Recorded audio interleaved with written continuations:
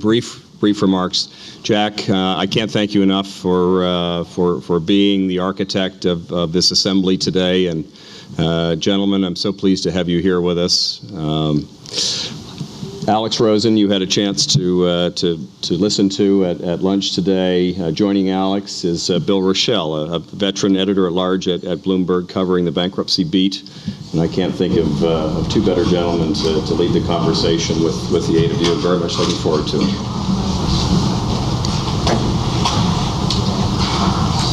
You all know AMR. It's a household name.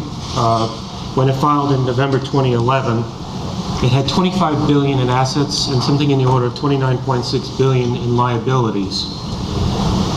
It had 19 affiliates when it filed in the Southern District of New York, and it was the last U.S. legacy airline to file a Chapter 11. It was following a flight path taken by U.S. Air, United, Delta, and Northwest. The company has a very interesting history. If you like reading Chapter 11 documents like I do, I like to read a company's history. In this case, one of the pilots for an early part of AMR was Charles Lindbergh. And what's kind of interesting, it was one of the first airlines to have a woman pilot in the 70s. Not long after it filed in 2011, it started pursuing a merger with US Air. And the combination of these two carriers will pass United Continental Holdings as the world's largest airline based on passenger traffic. In 2013 of June, a disclosure statement was approved. 2 months later, after that disclosure statement was approved, the DOJ filed an action throwing a wrench into the process. By November 3rd, 2013, 24 months into the filing, the DOJ settlement was announced, and the carrier was set to exit in the months after. It was a complex case that involved recalibrating an extensive balance sheet, aircraft fleet, labor, and pension issues. Also, if I recall correctly, the issue of make whole to lenders, basically a prepay penalty of sorts, came up. Today, we're fortunate to have the key members of the workout team to look back at what happened in the case, and I have my colleague here, Bill Rochelle, who's going to offer some comments as well on the case. The AMR reorganization is the most astonishing that I've ever heard of in terms of the preservation of shareholder value, and here are some of the raw statistics. In October of 2012, after they had been in Chapter 11, I guess, for close to a year, you could have purchased the AMR stock for 40 cents a share. Then at that point, the word started to leak out that there might be a combination with US Airways. In November of 2012, before the merger was announced, you still could have purchased the stock for $1.30 a share. Just before the merger was consummated, in December of last year, the old AMR stock could have been purchased for $11.39 a share.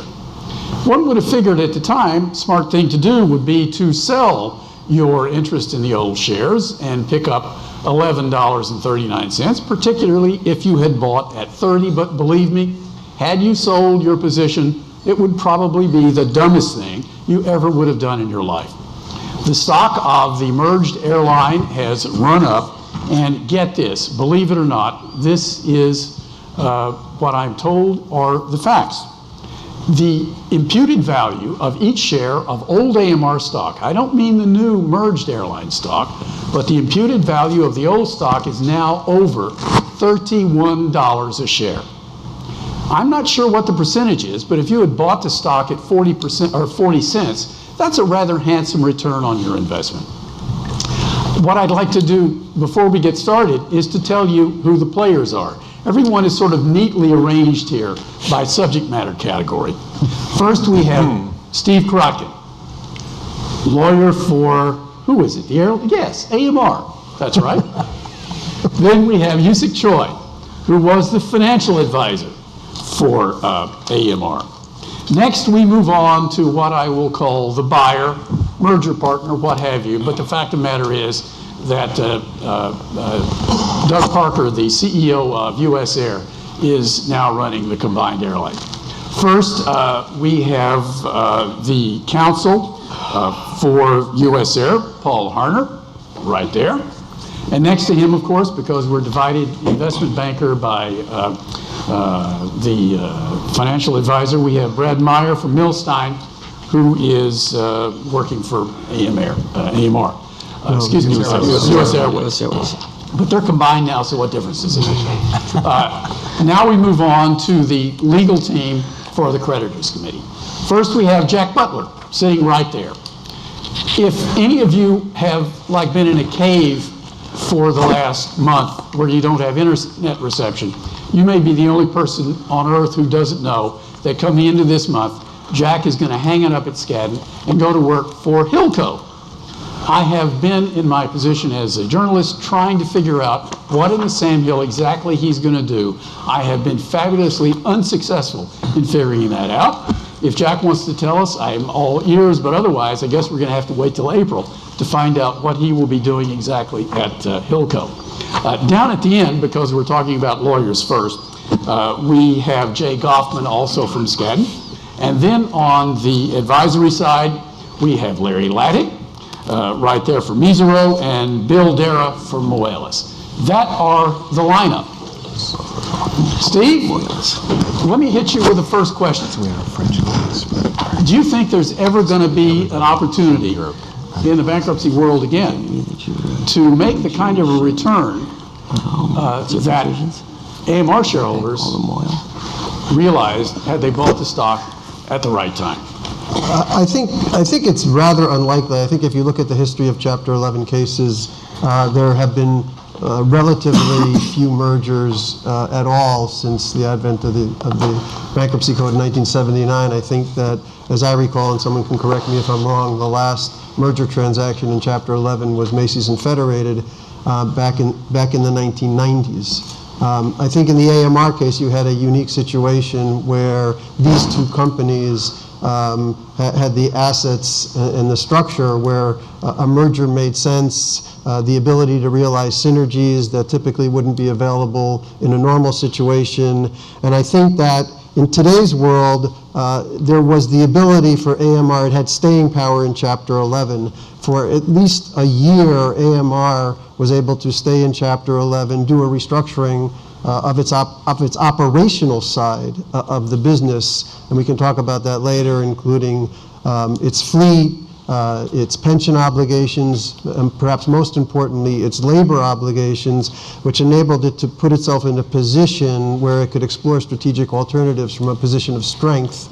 I think what you see now in most Chapter 11 cases, again, not nearly as big as AMR, and of course we haven't seen any huge cases lately.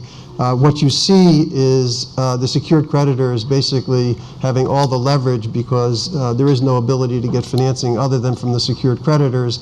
They control what transpires in the case, and unless they have an appetite to have the company stay in Chapter 11 for some period of time to pursue strategic alternatives, I just don't think it's going to happen. In AMR, we had the luxury of really not having the need for any debtor in possession financing. When we filed, I think, Jack, correct me, I think we had $5 billion of cash, or Yusik, correct me. And with that cash on hand, we were able to actually do an operational restructuring, sort of like the old traditional cases. And I just don't think we see that nowadays. And I don't think that, certainly mergers are not going to be an everyday thing. Well, you know, November 29th, 2011 was an interesting day. It was the day that at another conference run by another organization, Harvey Miller was presenting David Resnick with the Harvey Miller Restructuring Award in New York City. And a number of us were there. I was there sitting at the table with them as they came over, and Harvey gave David the award. David was at Rothschild then, now at 3rd Avenue, but he was at Rothschild at the time. And what I didn't know after they left that lunch was that they were going back to meet up with Steve to file American Airlines for Chapter 11. So by the time I got on the plane, the Chapter 11 news was out, and I sort of, flying home at 30,000 feet, kind of looked and thought, you know, we should do something about this if we can. American Airlines had historically been the largest airline in the United States, and globally it had Bob Crandall, its CEO, had been, years ago, had been really one of the great innovators in aviation. You know, he came up with the hub and spoke system. He came up with the electronic reservation systems such as Sabre. He came up with the frequent flyer program, he and his team.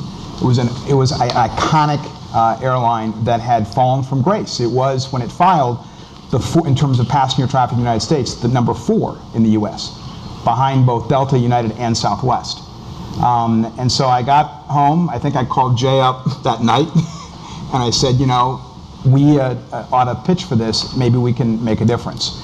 And we were one of 17 firms that went in the next week to pitch. And Jay, maybe you want to tell that story, because it sort of set the foundation for how we thought about it. It was interesting. Yeah, Jack called me that night. I was actually on a plane back from Europe.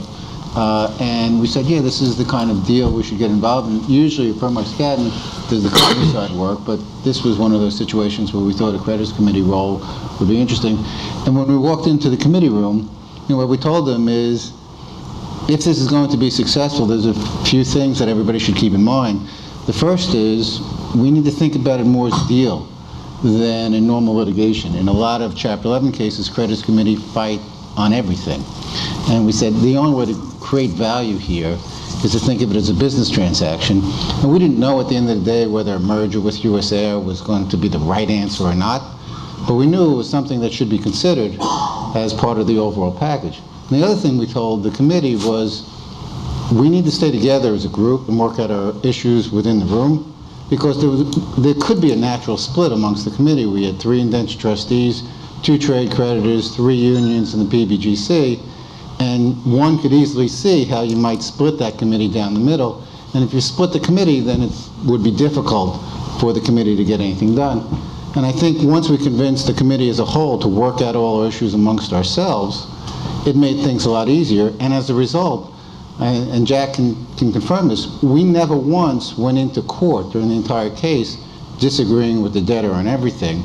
We worked out all our issues behind the scenes, and we worked with debtors' counsel and their financial advisors and US Air's counsel and their financial advisors to come up with an ultimate structure that created an awful lot of value. Bill started by talking about the great return on equity. Well, I'll tell you, on day one, there was a real question as to whether there was going to be any return to unsecured creditors. Some people were saying the value stopped at the secured debt, and whether or not we'd create value for the unsecured creditors. Instead, we got the unsecured creditors paid in full and returned billions of dollars of value back to the equity. I never had that question, Jay. Well, you're always a step ahead. Yes, even though the debt was trading at 15 cents the dollar, Steve was confident that we were going to pay everybody off. I think what it shows is that there's a group of professionals here that have worked together on transactions for 30 plus years, and that when we work together and build a consensus, we can create a lot of value. Hey, Paul, what were you guys doing at US Airways on November 29th when this filing went on? Well, I was going to ask whether or not the two of you were on American flights that day, or whether or not it was maybe a US Airways flight. That might have made Doug Parker happier. But no, but as soon you as know the network issues is Chicago. as soon as we talked to Doug, we got on the US Air. yeah, exactly. I just wanted to add something to what all three of you said about the consensual nature of the whole process, and the consensual nature ultimately not just of the Chapter 11 transaction, but of the merger transaction between our client US Airways and American, obviously facilitated in substantial part by the creditors committee and by Jack and Jay. What Steve mentioned earlier, I actually hadn't thought about for a long time, which was that he said probably the last significant merger that was done in Chapter 11 was done right around 20 years ago between Federated and Macy's. And oddly, my firm at the time represented Federated, which had come out of its own Chapter 11 2 years before, and Steve's firm represented Macy's, which was the target in that transaction and was itself in Chapter 11, again, only 2 years after Federated had emerged. What's interesting about that transaction was that, at least from some perspective, some people might call it the bankruptcy equivalent of a hostile takeover. What Federated did to insinuate itself into the Macy's Chapter 11 case, which very few people recall anymore, is by $1 billion secured, probably very substantially over-secured real estate claim in the Macy's cases, which made it the largest creditor player in that case, and put it in a position effectively to force and ultimately successful merger discussion with Macy's. I think Steve may very well be right that you'll never see another huge merger transaction like that again, at least not in the near future, in Chapter 11 or in a bankruptcy context. But what you certainly won't see is one that's precipitated by that kind of what was at least viewed at the time a hostile act or a hostile takeover type of act, the bankruptcy equivalent of that, as a precipitating element to the kind of discussion that was ultimately successful in U.S. Airways and American.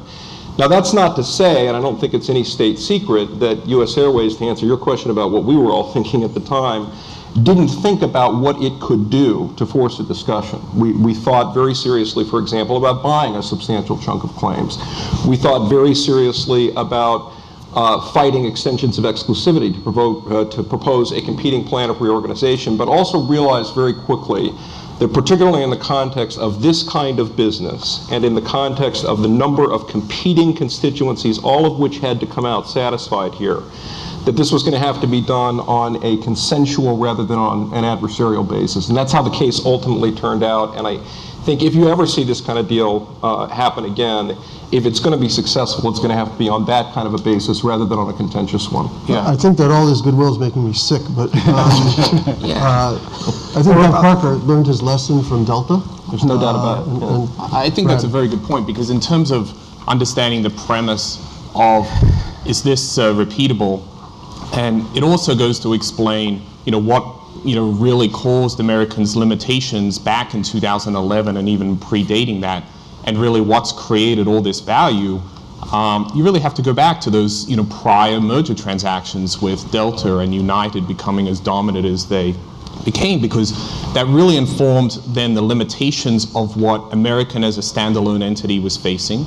It informs the value that was ultimately created as part of the transaction, or hopefully will be created as part of the transaction.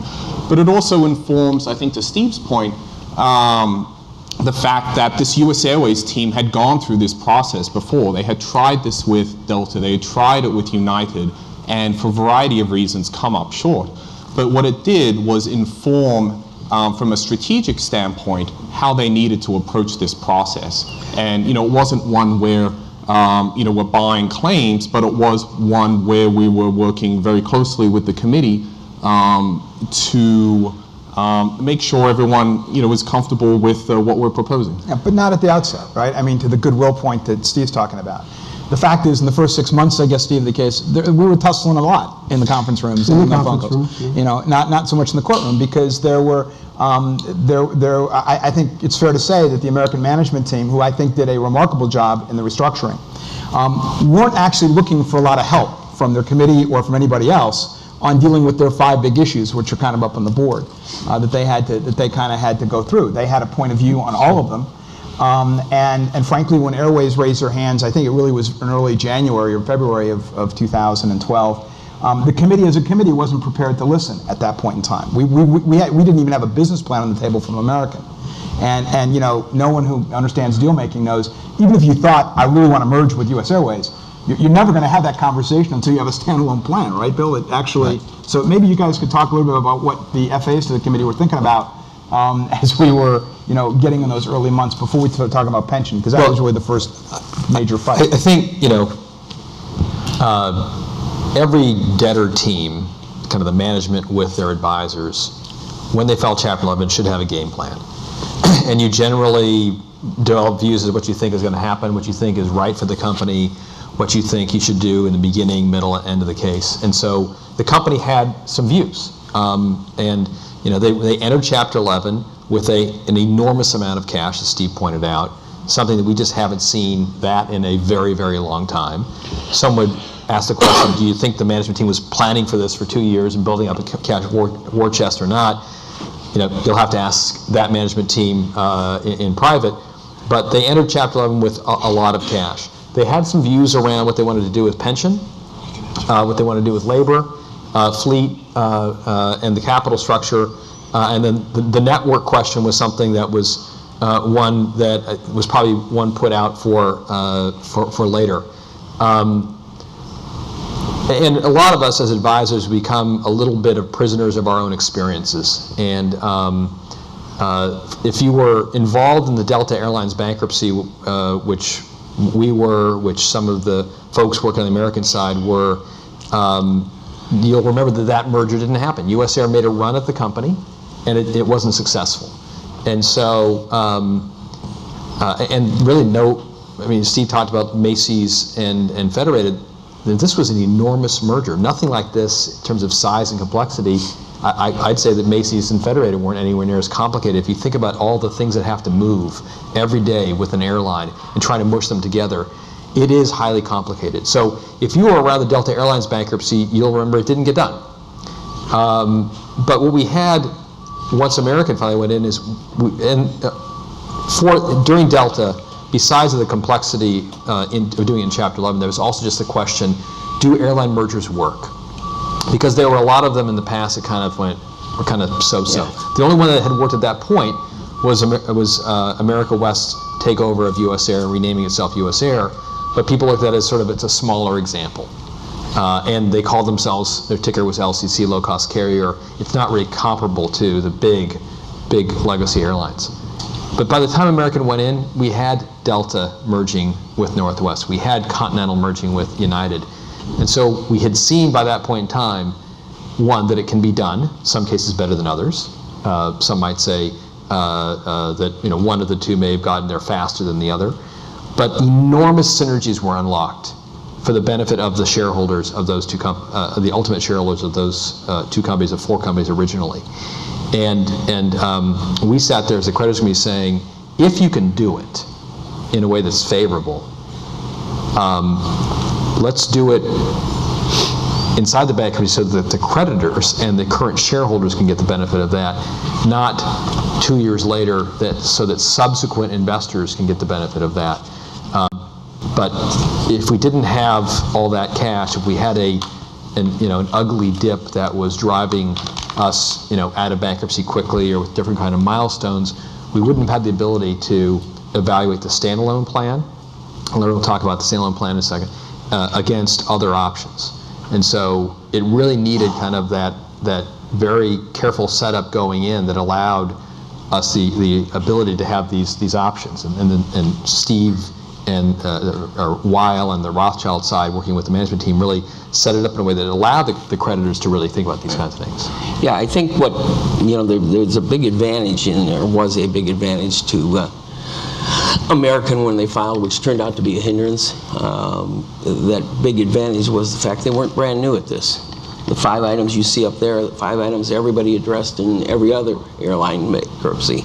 I represented the creditors in United, I represented the creditors in Delta, and those are the five issues you got to deal with. And I love Bill's term about being a prisoner of your experience, because the experience that American used was everybody else's experience. We're going to go, and to some degree this classifies for even non-airlines, but we're going to go, we're going to fix our identified problems, we're going to fix our labor, we're going to fix our product, we're going to fix our distribution system, and we're going to fix our capital structure, and we're going to come out of bankruptcy. I think everybody starts into bankruptcy with that same idea. We're going to do these things, and we're going to do it. But the problem was, in American, the 5th one up there, actually the 4th one, network, could not be addressed. Besides being the prisoner of your experiences, they were the prisoner of past actions. They didn't order the aircraft, they didn't have the planes that would allow them to build out that network, and they ordered them just before they went in. And I'm sure you've seen the advertisement that says they're getting a new plane every week. And that's absolutely true. But it should be added, American fought valiantly to never go into bankruptcy, right? So the reason why they were the last one to do it is they tried mightily not to. Right. And I think for the benefit of their shareholders, because they viewed that shareholders would ultimately get wiped out.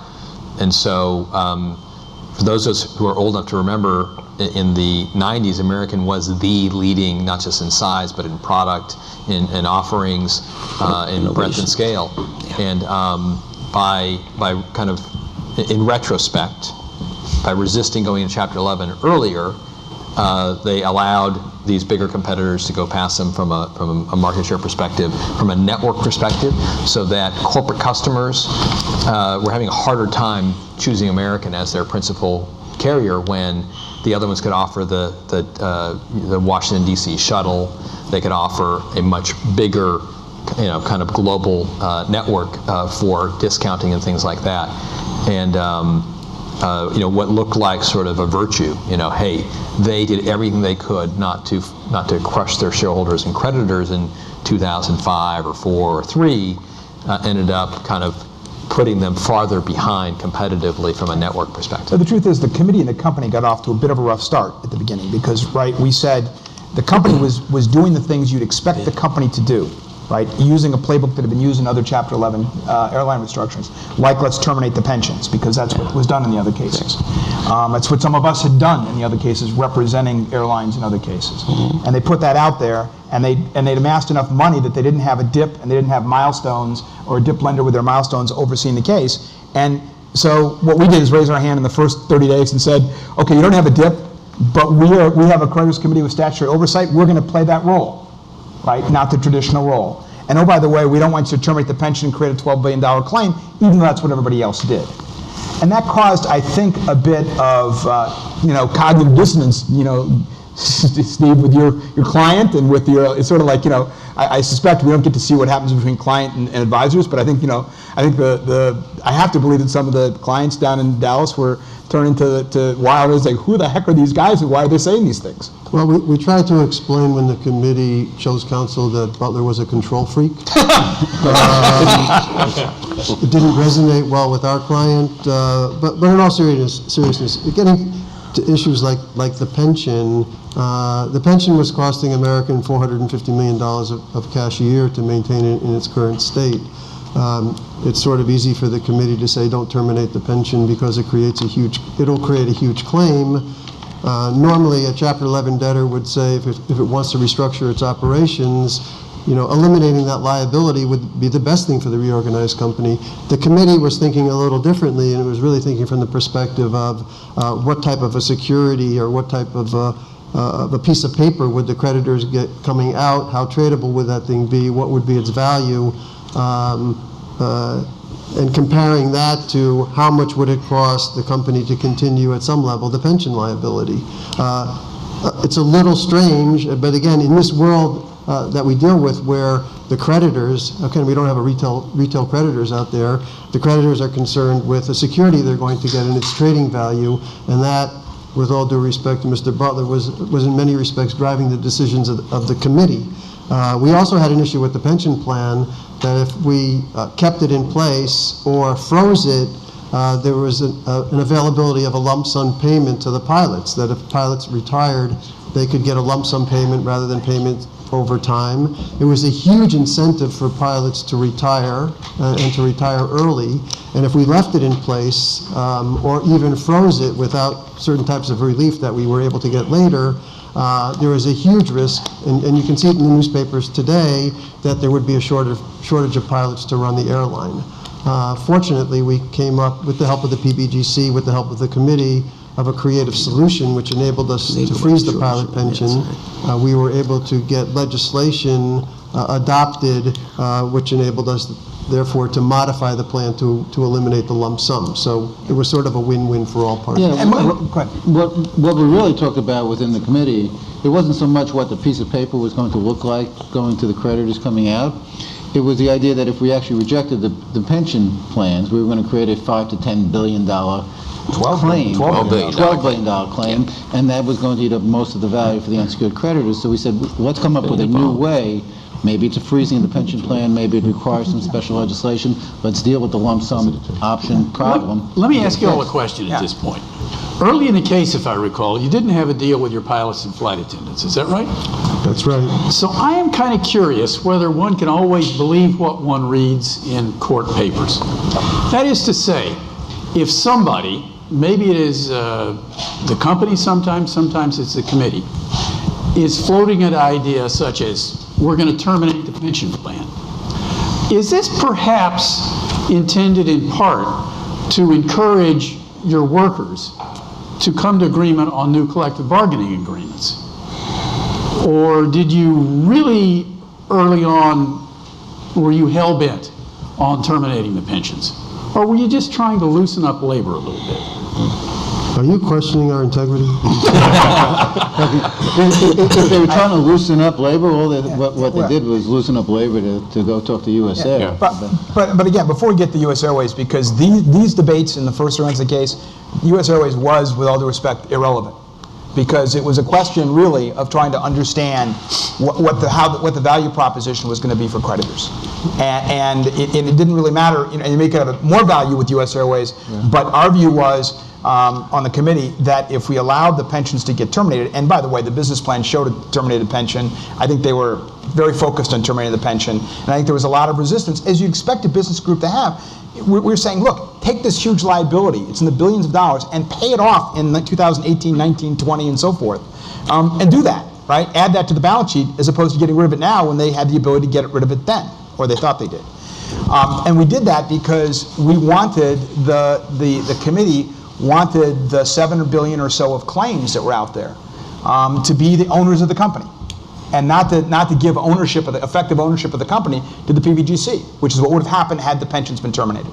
And so it was a fundamental question about who was going to own the company, the financial creditors and labor and others, or the PBGC. And the PBGC didn't want to own the company. We didn't want them to own the company. And the ironic thing is that fight, that debate in the first 90 days of the case, ended up galvanizing and cementing the relationships among the 9 members of the committee, because they all had the same interests for different reasons, but they all had the same view. Yeah, I think, part of, like with any committee, it depends on who actually shows up and gets on the committee and how they work together. I guess I will signal something. We had a PBGC team that I think behaved differently in this case than typically. And it may have been because of the potential magnitude of the claim that they were going to have to assert. 10, they were going to say 12, $15 billion. So it's just so big that it got the attention of senior people all the way up to the executive director of the PBGC. But from day one, they were very, very engaged and I'd say marginally aggressive. Some days aggressive, some days not. But never passive on this whole subject of the pension termination. And so I think so it helped create, open up the topic more broadly. I think on average, people might say, the PBGC, they sort of take what they get and they get the equity and just is what it is. It's the fact that the PBGC said, we don't want it. We don't want to have this claim get triggered, and there is potentially an alternative, allowed us kind of to open up that conversation in a way that created this alignment with the financial creditors, as Jay and Jack said. Financial creditors said, I don't want to get diluted by 2/3. So, for once, we're in agreement with PBGC, and then you had labor kind of saying, well, if I can not have to take the PBGC paid for pension, which is whatever it is, $45,000, it's some cap, and I can preserve some amount of what I have, what I've earned so far, that's better as well. So that became kind of, at least from a committee dynamic perspective, probably the first instance of real natural alignment of economic interests, and that kind of allowed us to really kind of push the conversation with the debtor over some new ideas, because this freeze thing, as Steve said, he mentioned it, but he kind of glossed over. We had to get a special ruling from the Treasury to do it, to deal with the pension, the pilot's pension, to get around this freeze. It wasn't, it's not like you get these things every day of the week. We also were lucky that we had counsel for one of the unions who was very well connected in Washington. We obviously had the PBGC lobbying this. I think ultimately the company got involved in lobbying, so a lot of it. But at the outset, kind of like happens in some other deals, you say, well, what about doing this? You can't do that. How do you do that? How do you fix that? Well, and then once we solved the pension issue, and the company agreed to freeze rather than terminate, and then really took the lead in moving that through. I mean, the company played a really important role, a productive role in trying to make that happen. It wasn't like they said, oh, we didn't like that idea, so we're not going to try and do it. when they decided to adopt that idea and incorporate their business plan, they owned it and took it forward. Then the next major question, and really in my view, almost the last major question in terms of the strategic direction of the case, really focused around a combined question of labor relations and strategic alternatives, because they were inextricably woven. I think maybe, and Stephen commented from his perspective, and Yusik came from theirs, maybe more interwoven than the company first appreciated as we got into them. Because ultimately, from the committee's perspective, we wanted to examine the alternatives, which meant that even though some of our individual committee members simply wanted a specific alternative, we as advisors wanted the best exploration we could get of all strategic alternatives, which meant we had to have the best standalone business plan that American could come up with, and we had to support American getting to that business plan, so that we could, on the other hand, compare it to something perhaps. And you had some factions like labor saying, I don't really care about the standalone plan, I want to go do something with US Airways, which raised its hand publicly for the first time in the beginning of 2012, right? And so we had a discussion really in the first 4 months of 2012, at a time when US Airways was quietly lobbing proposals into the committee in America that didn't actually make it to Bloomberg at the time.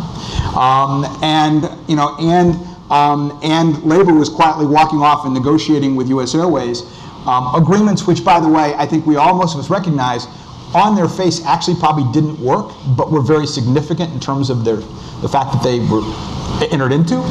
And then you had the 1113 labor process all going on at the same time, and we were sitting in conference rooms with Steve and his client saying, and using the client saying, we got to talk about strategic alternatives. That was a lot of stuff to have to process through, and to suggest we were all on the same page every day would not. We all ended up, I think, on the same page by the end of April, beginning of May, and how we were going to think about this, or at least agreed that we directionally work together in a certain way. But it was tough sledding, Steve, right? But it was. But I think that everyone understood, despite the initial overtures from US Airways, as you mentioned, Jack, that it was important from the perspective of both the company as well as the creditors to get labor deals so we could evaluate the value of a standalone plan versus whatever strategic alternative would come about, whether US Airways or something else, and that we had that baseline to use when we started to explore in a very, I will say, a very, very collaborative process with the committee, the strategic alternatives that were available.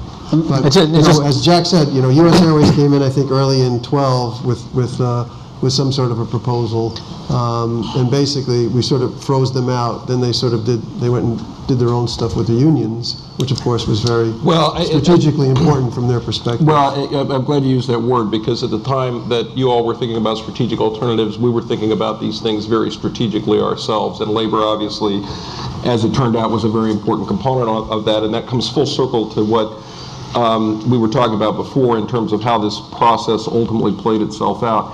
You're right, this wasn't at every stage all sweetness and light, to go back to your earlier point. And one way in which it wasn't was that it wasn't at all impolite, but we clearly got stiff-armed. We, US Airways, got stiff-armed early in the process by both the creditors committee and the company when we were approaching them about quote-unquote strategic alternatives. Now, from my perspective, but from my perspective, perfectly appropriately, had I been representing the debtor, had I been representing the committee, I would have said exactly what they said. This is way too premature. And some of it was in the context of, management really doesn't want to do a deal. Management doesn't really want to explore this. But we all understood what that really meant, or what we hoped it really meant from both the company's and the committee's perspective was, it's just too early in this process to talk about this. So that said, and then you should add to this, Brett, we needed to try strategically to find a way to insinuate ourselves into this process without, as I said earlier, being hostile about it, without buying a huge claim, or without trying to terminate exclusivity prematurely, or trying to propose a competing plan, or any of those things. And we concluded, after the initial stiff-arm process, that there were really two ways that we could do that with any prospect of success. And one was to try to pick off constituencies, most importantly labor at the outset. I won't opine on whether or not the deals that were cut with them at the outset and publicly announced would or would not have worked, but I agree with Jack, the fact that they were done at all was extremely important. in moving along the process. And then at some point, later on, once the strategic alternatives were being evaluated in earnest, meaning the prospect of a transaction with U.S. Airways or a standalone plan, it was important for us to make a proposal that was going to be taken seriously.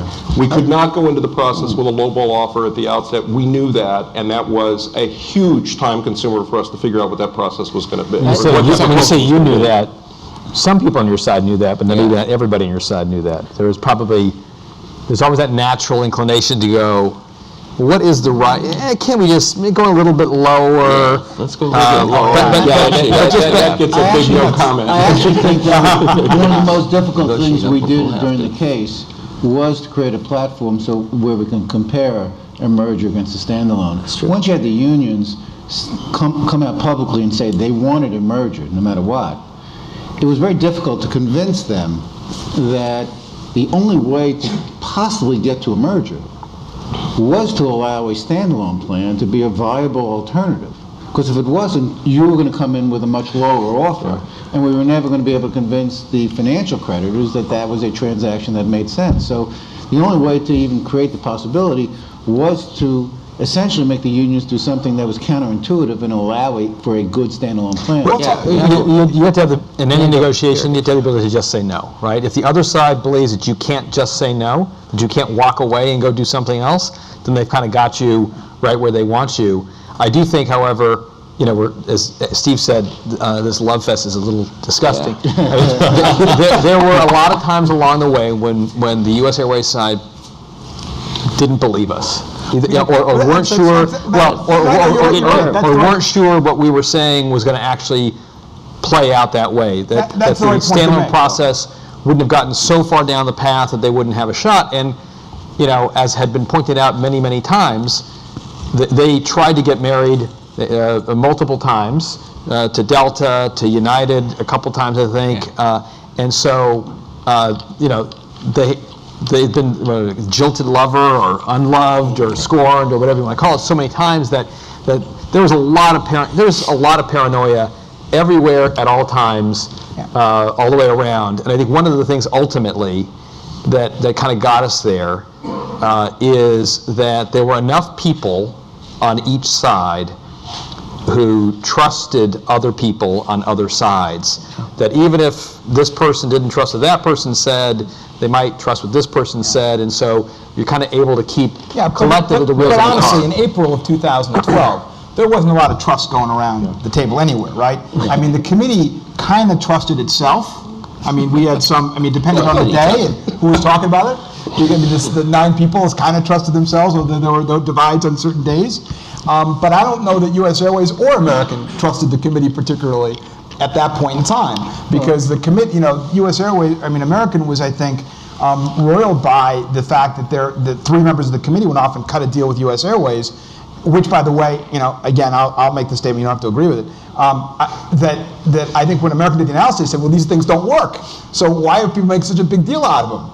But people still did make a big deal out of them, and American was in a courtroom having people talk about stuff that they knew intellectually didn't work and didn't solve the problems, and yet they were, on the other hand, people were paying. It was just as if somebody had just, the Holy Grail had just been created, and nobody would believe American that this stuff didn't work, right? So I'm just saying, at this point, you didn't trust us particularly, they didn't trust us particularly, and what happened, and I give Bill Derrough and his partner Greg Polly and Larry Lattig and the guys at Rothschild, in particular, because you guys weren't part of this, and Steve, you guys were involved in this too, but I give people, and I give Bev Goulet, who's currently the Chief Integration Officer at American, a lot of credit in that people sat down in Texas and said, we don't trust each other, particularly. So maybe we should just write down on a piece of paper what we can agree to trust each other about. And ultimately, Steve and his client group said, we don't want you guys, Butler, we don't want you and Goffman running off doing stuff without us knowing about it. And we said, well, that's great, we don't want you running off doing stuff without us knowing about it. And so we agreed in this May timeframe, this joint protocol thing you hear about. We actually wrote down on like a page and a half of paper, it wasn't a long piece of paper, that basically said, we'll work together. And we actually signed up agreement, and we had to go back and tell the committee that, hey, we've agreed we're not going to go talk to anybody without telling them.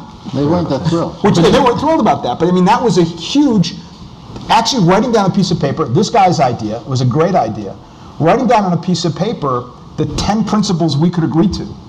And I think, Steve, we actually all stuck to those principles. For the rest, as hard as they were at times, I think both sides stuck to those principles, and it was a breakthrough. The natural, even if you are the best of friends, the natural, for people in this business, inclination is to want to be in control of things, to drive things, and to not quite be sure whether what you're being told is true. So we want to go out and make other phone calls. And part of what we agreed in that protocol was that like Moelis nor Rothschild would make outbound phone calls to the U.S. heirs or whatever without either telling the other side first and then reporting back right away, or the other side being on the phone.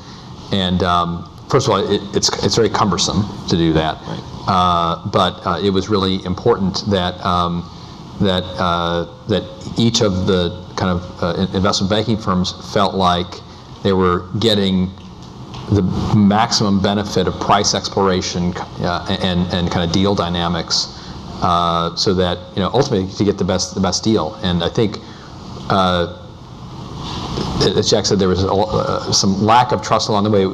Going back to the point I made earlier, we also had the benefit of the senior M&A banker at Rothschild, Chris Lawrence, having been a partner at Solomon Brothers with our senior M&A banker, Greg Poley, for many, many years. They knew each other very, very well. And so there was this long-standing relationship where they could talk to each other. Doesn't mean that they told each other stuff they shouldn't tell each other, but they weren't going to go out of their way to screw the other guy, because they kind of have to live in the same probably 10-block radius of the Upper East Side.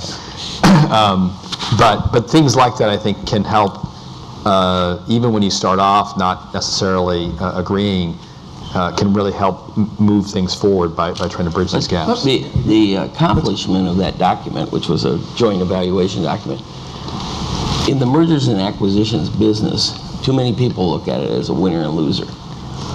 So there's the acquirer and the acquiree, and the acquiree is the loser. And what we were trying to do is to put a standard in there that had nothing to do with either side.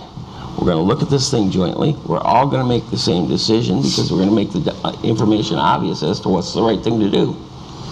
And I think that was the biggest accomplishment. Right, we wanted a process because, as everybody said, while we've all been friends and worked on deals together for many years. We're not friends. You've said that. Thanks.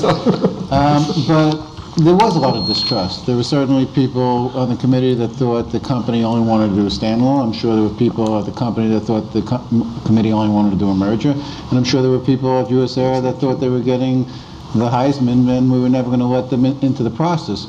So creating a process that we all participated in, that we get all the facts on the table in an objective way and we could evaluate it. We could evaluate the synergy. Which all shows don't believe what you read in court papers. Let me ask you a question about one constituency you haven't spoken about yet. That is to say, labor at US Air. How important was it, if it was at all, that the US Air union wanted to have a merger? And how important was it, if at all, that they would agree to merging the seniority systems and the other things that go along with integration? From our perspective, it was absolutely essential. And the reason is that anybody who's been around an airline case knows that one of the worst parts of it is to get agreement at the outset and then to implement the integration of seniority lists and to reach collective bargaining agreements. I think I just made up a word, between the unions representing the same constituencies at the two airlines being combined. From our perspective, this deal was never going to work in terms of actually reaching agreement on a transaction, much less having the labor unions at both airlines on board, much less implementing that transaction in a successful way unless we had those kinds of agreements. So that was front and center. Bill, to explain how that works, though, you've got to actually, I think, go back a few steps, right? Because we didn't, USAPA and the U.S. Airways Pilots Union didn't become relevant until late fall of 2012. Right? I mean, and so I think what happened before then is, and maybe you can talk a little bit about this, but in the summertime, under this joint assessment process, part of the deal was that the committee would sort of stand down, and the company, led by Rothschild, would look at a whole range of strategic alternatives, right? And then we'd follow that work product with them, and then we would sit down and figure out what the next step was. And they led that process. It went on for 45 days through 2 months that they led, which led to kind of a common agreement that probably the best other alternative might be, not would be, might be U.S. Airways, which led to sort of the negotiations with U.S. Airways and the fall in the diligence processes. And then we did that for a while, but it boiled down to, at the end of that discussion, it boiled down to the fact that people said, hey, including, I think, Tom Horton's been very public as the CEO of American at the time, saying, hey, you know what, I'm not sure the split's right in terms of equity split, and I'm not prepared to do a deal where ultimately I'm going to have a huge labor fight and lose all the synergies to labor. I think that really came from Tom Horton as well as the board of American Airlines. But the board was evaluating, based on a number of presentations and very frequent presentations by Rothschild, the various value propositions, either from the standalone plan or from the proposed merger with U.S. Airways. And of course, a lot of the value from the merger comes from the realization of synergies and the projected synergies in revenues, and a lot of projected synergies from labor. And what the board and senior management of American was very concerned about was the ability to realize those synergies. And a key to realizing those synergies was making sure that there were labor agreements in place, and they were binding, and that they would be effective once the merger took place. And I will say Jack and his team were extremely instrumental in achieving those agreements before the board of American finally decided that, yes, we will do this deal because the value was just so enormous.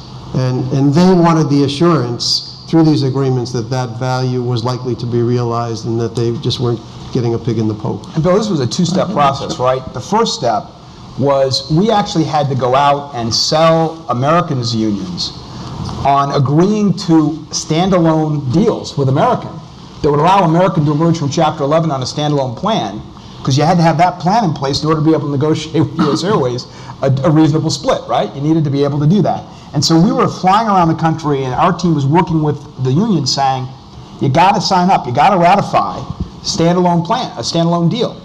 It's the only chance you have to get a merger. The TWU did it, the APFA did it. The pilots said no first time, and then said yes finally, even though they were saying, you're telling us, because they wanted a merger. They were very publicly and clear about that. They said, you're telling us to do a merger, we have to agree to a standalone, and then they might actually do the standalone. And we said, yeah, that's right, that's what you got to do. And ultimately, they trusted the process enough to understand that they would do that, and that was a key thing. It was at that point in time that I think the American board and American management got comfortable enough saying, okay, now we got two things to compare, and we'll sort of figure out however Rothschild was valuing things, we'll figure that stuff out. And then they came back and said, hey, we're not sure that this, we still got these conditional labor agreements, we don't know what they mean, we don't think they work. And oh, by the way, we have these standalone plans with American, and what's that going to do with a merger with the U.S. Airways unions? How's that all going to work?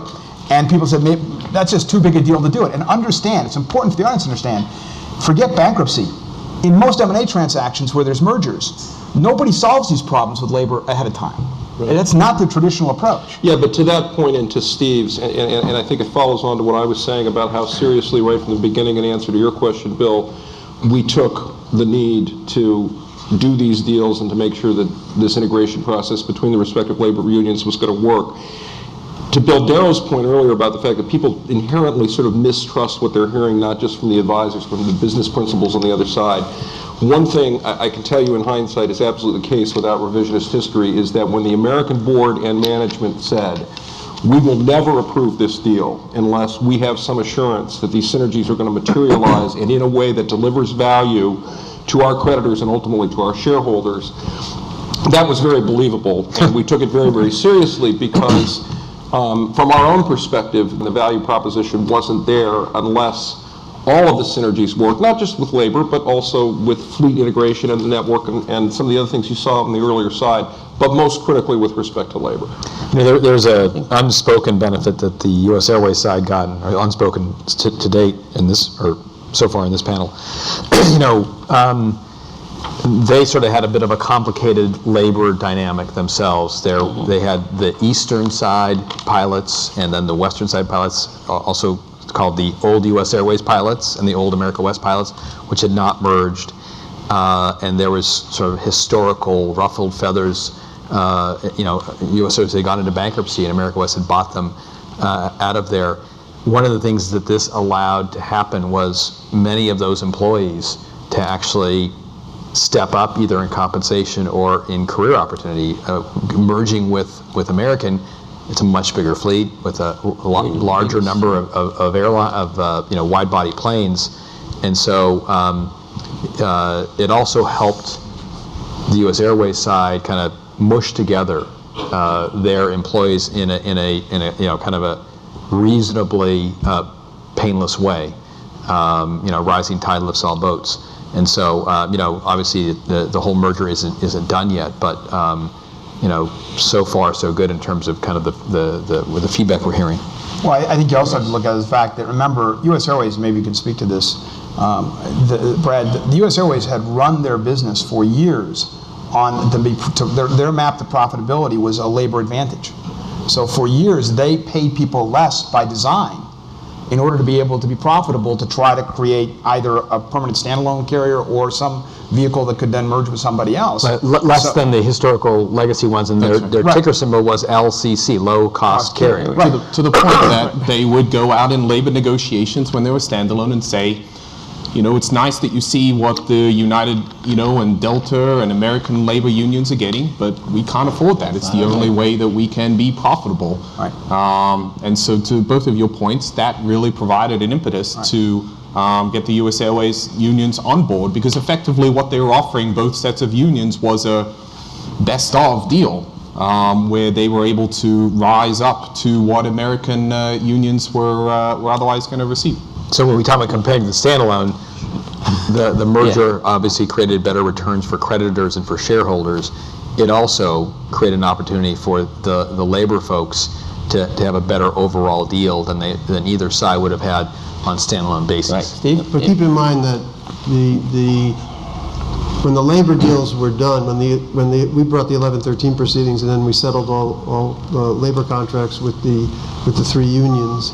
Part of those settlements, and this was before U.S. Airways really had even surfaced, part of those settlements involved significant equity stakes in any reorganized company, whether it's a merged company or otherwise, for the benefit of the unions. At the end of the day, I think labor as well as non-unionized employees got 23.6% of the distribution to unsecured creditors, which was, if you put it in today's value, it's just enormous for the benefit of the unions. Now, Bill, a couple of constituencies you forgot to mention. Number one was there was a group of ad hoc creditors represented by the Milbank firm that represented in excess of $1.5 billion of unsecured creditors who were very instrumental in not only dealing with us, evaluating both a standalone plan as well as strategic alternatives with U.S. Airways, but also instrumental in coming up with the structure for the new plan, for the plan of reorganization, and how the valuation was done. And we can let Bill and Yusik talk about the valuation. One other thing before anyone interrupts. The other part is the equity. There was no equity committee here. Interestingly, at the beginning of the case, there was no reason for an equity committee because we all believed we were insolvent. I remember in February of 2012, I was skiing in Utah, and I was on the gondola going up in Deer Valley, and I got a call from the U.S. trustee saying, "Send us the names of your largest shareholders." Who answers their phone on the ski gondola? Yeah. And I proceeded to vomit on the gondola. But actually, between the board of directors of the company looking out for the interests of shareholders, and they took it extremely seriously, as you can see from the plan, and the ultimate realization for shareholders, including, before anyone presumed there was so much value there, a guaranteed 3.5% distribution of equity of the reorganized entity. We were able to convince the U.S. trustee, again with the help of the Skadden firm, that the board was perfectly capable of representing the interests of shareholders. Quick question for you before we go on. Talking about the chunk of equity that the unions got, where is that stock now? Who controls it? I think it was distributed to the members. It depends. It depends on. It actually depends on the union. They're in the. It's going to end up in the members' hands, but every union has a different plan for distribution. They have their So own- some that's up union to their members came governments. out pretty well at the end of the day. Yeah, they came out pretty well. And by the way, that Steve brought up this other point. Now we can debate about. I will tell you, in my career of 30-odd years, I think this might be the only case I've ever seen Weil Gotshal support an ad hoc committee's formation. I think it was to have a foil to the creditors committee, but that's another story. Jack, they were the real creditors. But I think but the other piece is, and this is the thing that had to be frustrating to U.S. Airways, is we did all this stuff, right? The Social Security authorities went out and negotiated all these labor cutters. Never been done in the history of labor negotiations, right? And we're not done yet because American hasn't yet agreed, right? We're not quite yet done there. And the next piece of this, actually U.S. Airways can't really do, right? Because the next piece of this had to be that if you look at the plan of reorganization that Steve wrote, it had two major pieces in it. It had the merger agreement that created the value, but it had this thing called the support and settlement agreement that created the template for distributing the value. And that support and settlement agreement is a thing that, among other things, included by the way, it resolved. We're not going to go through all the issues, but there were a bunch of very difficult litigation issues here that people could have litigated for till the cows came home for the next 3 or 4 years. Because you could actually look at, the financial advisors would actually give everybody models that would say, here are the 5 scenarios under which American equity holders up at the parent company can get value and still have unsecured creditors at the lower companies, the subsidiaries, not get paid out in full. Now you can imagine what people would do in that scenario. Equity gets paid, creditors don't get paid. That litigation is going to go forever, right? Trying to figure out whether that's a fraudulent transfer or some other things going on. And so all these complex things were there. And what I thought was really interesting is these things were resolved by the support and settlement agreement, which among other things gave a guarantee to 2 things. It got rid of, Bill, the absolute priority rule. Now, so Alex, it didn't have the absolute priority rule does not apply to the American case. So creditors could do a little better than par plus accrued under some scenarios. And equity holders, no matter what happened, got a guarantee of 3.5%, which I think you guys' value was worth like $400 or $500 million at the time we were talking about this stuff. That's right. So I mean, they got a guarantee up there. Now that is now going to be worth, by the way, you can fast forward, that little guarantee and that sharing arrangement, because of what's happened, the stock's at $39 today, and we're in our third or fourth measurement periods. I think $7 billion. it's worth about what, a quarter of the company. If everything keeps steady, about a quarter of the company, right? Yeah. Not so bad Approaching for 10 pre-petition bankrupt equity. So maybe you guys want to talk a little bit about this, because I think this was a big deal to American music, this whole agreement. Sure. I think this was part of trying to get to a point of agreement amongst all of the creditors, including the ad hocs, which is how do you determine the pie once this merger agreement with 72% ownership is determined. And we foresaw this huge valuation fight amongst all of the other creditors and constituents. And so we try to come up with a creative way to address this, which is this consideration that the estate is going to be receiving is going to be stock of a public company, which trades in the public markets and has a value that you can determine. So we thought about over some sort of measuring period, you should be able to determine based on the stock that you are receiving, you, the constituents, the actual value. So this is a floating mechanism which, based on the trading value of US Air, the combined company stock after emergence, would determine the splits. So assuming the unsecured creditors got par plus some other benefits, which translates to about 107. Recovery, the old equity would get the remainder of the recovery. So since the stock has gone up so much post-emergence, the old equity is going to be receiving somewhere in the order of $8, $9, $10 billion of total consideration. So unlike other plans, we don't have the investment bankers coming in and testify as to what they believe the value of the new securities are going to be through the Ouija boards they use, discounted cash flow. Barry, you know what you do with that kind of stuff all the time. So you actually had a market test, a full market test. So in our disclosure statement, we don't have really a valuation section which values the new securities. We just say it's the trading value. It is what it is, and as far as I'm concerned, the market is the market, and that's about the fairest test of value from any perspective. Now, of course, having all that value to distribute, it was kind of easy to get there. with the likelihood of everyone getting 100 cents on the dollars, plus post-petition interest, plus interest on interest, it was, I think, easier to reach a consensus along those lines. But we asked creditors to vote on a plan that said that equity got $500 million even if they didn't get paid in full.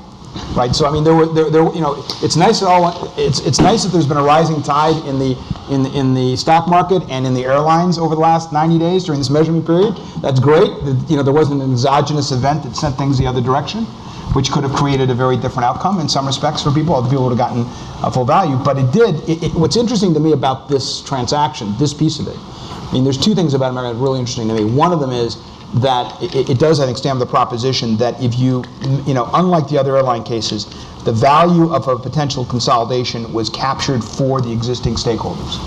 That is something that has not been done before. In America, I mean, in United and Delta and Northwest, they emerged, they then did their deals, and other people got that value.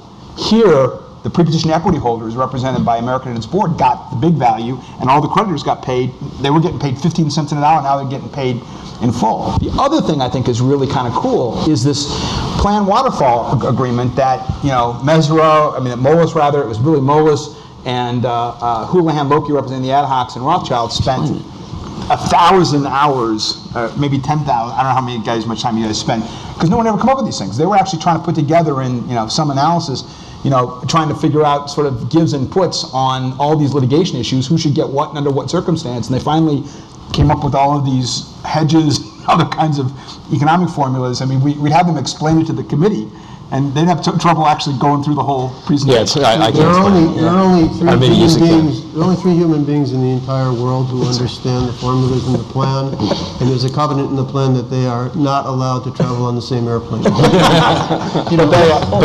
think all this goes back to the question that Bill raised at the very beginning: is are we ever going to see a situation where you create this kind of value again? And you never say never. It's going to be hard. We had I think everybody can see, it was such unusual circumstances, such a confluence of unusual events that created a playing field where we could do something extraordinary and out of the ordinary and really create this value. One of the things we got lucky, I think, on this whole issue about no equity committee, and as Jack mentioned, we had certain kinds of financial creditors. We called them single dip and double dip creditors, meaning some creditors only got a look at the main operating company, American Airlines, but there was a parent company that had other assets as well. Some creditors got a double dip. They got to look both at the operating company and the parent company. And of course we had shareholders. One of the things I think that really helped us was there was huge overlap in terms of the owners, so that people like an Avenue Capital owns single dips, double dips, and equity. And so we didn't have that dynamic, which we often have in other cases where somebody big comes in and decides to buy up a bunch of something, one thing, a bunch of the equity, and say, I'm going to drive this whole process from the equity perspective, or I'm going to fight this settlement on the double dips because it's not right. The other thing we had going for us was, as time went by, I don't know if we have a chart, but price kept going up. The price of the bonds kept going up, price of the stock kept going up, and so we've all lived through other situations. It's almost like the Harry Potter thing, we won't say which names, where people outsmarted themselves and where bonds trading 100 cents went to 10. Yeah. And so there was, I think, a lot of recognition that let's not screw this one up. Let's find a way to come up with a solution, and let's accept it. That overlapping ownership, it wasn't totally synchronous, but people had enough in different areas that they felt like, okay, I'm going to give a little bit here, but I'm going to get a little bit over here, and the rising tide of the prices helped us. Looking back at this case in retrospective, it is a wonderful example for how people who really did their homework made a goddamn fortune. And I hate to put it so crudely, but that's the way it is. Early on, there were folks, well, let's put it this way. It was a no-brainer, I think, to know that the double dips came out well. More difficult to know where the single dip and the unsecured creditors were going to come. But the next level of difficulty, which a few people nailed on the head pretty early, but of course they kept it a secret, was that the holding company could be solvent while the airline wasn't. That's bizarre. absolutely bizarre in the bankruptcy world. But that was the first realization that first brought a little uptick in the value of the stock. But overall, for those people who really did their homework, went through both airlines' SEC filings to figure out what the rights of the creditors were. I mean, I can't imagine how long that takes. But for people who did that work and then reduced it to a spreadsheet, they made an unbelievable fortune. A lot of people made a lot of money. God bless them. Well, God bless them. unfortunately, mostly hedge funds. More than Yeah, I mean, it's probably the case that you talk about pre-positioned shareholders. There are probably very few of the original shareholders who owned it going into the bankruptcy, who owned it when the company emerged. But that's capitalism, right? They chose to sell. That's right. But, you know, the sad thing is, there are a lot of hedge funds out there who made a lot more money than every one of these people on the table. Exactly. In fact, I think they came out worse than anybody else, but they certainly did God's work. Yeah, but none of us are complaining. Bill will appear at the final fee hearing on our behalf. Well, listen, this was a great example of what happens when people work together in an old-fashioned reorganization, which, as Steve pointed out initially, just don't happen anymore. It's over in 30 days, somebody steals the company, and that's it. The next panel is going to deal with the obverse situation about what can happen, at least in the early months of a case, when you have two hedge funds fighting like cats and dogs. Thank you. Thank you.